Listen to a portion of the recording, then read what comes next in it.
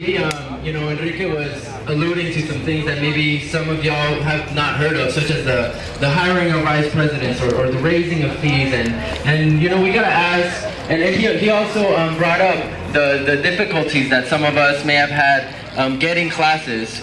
So when we're looking at issues of availability of sections and access to education, while at the same time looking at raising of administration, we got to question how those things are correlated and see how those things are linked and how our budget is being treated accordingly in that sense.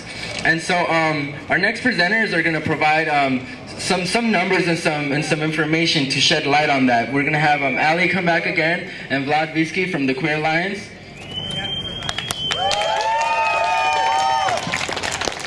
Hi, I'm going to be more technical, but we're here to fight the axis of evil, and the axis of evil is made out of Rocha, Van Pelt, Pack. This moment is historic because PCC is a leading campus on activism. You have decided to take your destiny in your own hands, and the first step is getting informed, followed by a critique of the administration, and followed by a healthy debate on what's to be done. So let's talk a little bit about the new vice presidents. 5 new vice presidents and the General Counsel for Legal Affairs is what President Rocha is proposing. But how much will Operation VPs cost? I will show you some numbers which call for speculations indeed, but these numbers have been given to us by the president himself. So, first we have 2 vice presidents for administrative and student services. And these are positions already created and are currently interims. So there are not full-time employees in those positions. So hiring 2 new vice presidents for these positions would not increase PCC's budget by anything. Next, we have the second category, 2 new vice presidents, which are currently deans and are being upgraded in pay and prestige, basically. And that would add $50,000 to PCC's budget, given the fact that a dean gets paid $150,000 a year, and the vice president gets paid $175,000 a year. So, and their jobs are pretty similar. It's just the pay and the title.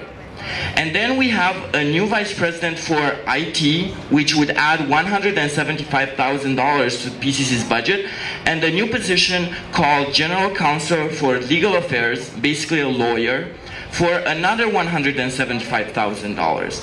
But you know what? Last year, the Board of Trustees approved a document, a technology document, which said there is no need for a vice president for IT, but rather for a chief technology officer, which would get paid less.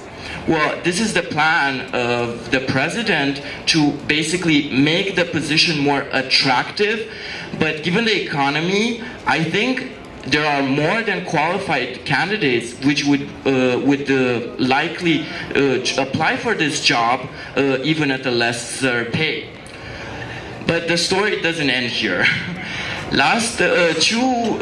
One month ago, the Board of Trustees approved a search firm, basically headhunters, to search for candidates for these positions. So this would cost $90,000. So we have a total of $490,000 added to PCC's budget. But again, the story doesn't end here. There are 4 positions here at PCC of interims, and if those interims don't get hired, the expectation is that you should add another $600,000 to PCC's budget. So you would have almost over $1 million being spent on Operation VPs. So, and that would save 200 of the 300 proposed classes. The solutions are simple. Put a hold on hirings until the economy will recover. You cannot propose to cut classes while increasing PCC's expenses by $1 million. All this while the student trustee, Nolan Pack, is proving daily he is incompetent and he is unwilling to stand up for us. So that's why we're here, because we're standing up for ourselves. As Ali mentioned, we have power. We are free and we are powerful. We have saved the winter intersession and we have saved 600 sections. So let's keep voicing our opinions and stop this gang from taking over our college. Where's Umberto? Yeah, Vlad.